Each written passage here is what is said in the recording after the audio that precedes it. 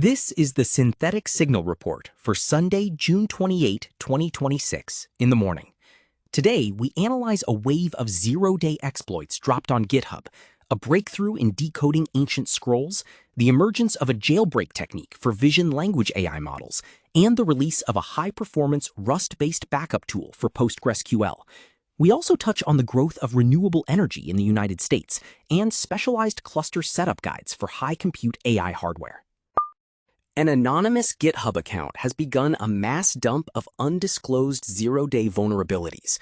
The repository, titled Exploitarium, contains a collection of previously unknown exploits. Security researchers are currently racing to analyze the impact of these drops.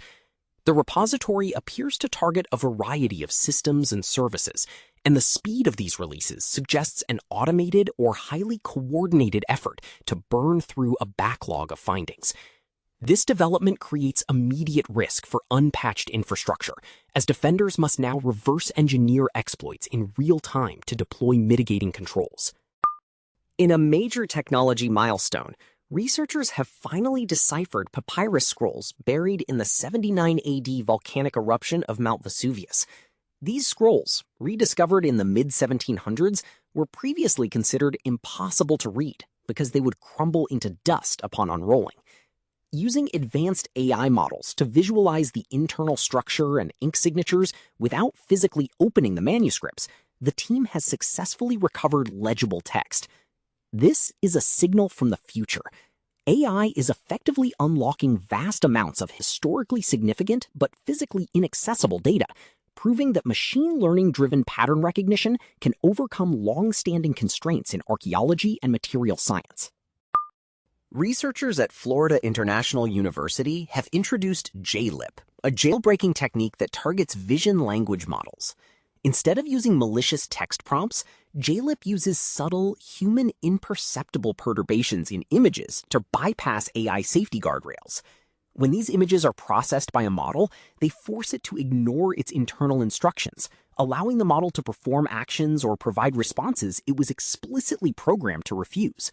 This discovery highlights a critical vulnerability in the multimodal safety layer, as it shifts the attack surface from language-based prompts to visual input processing.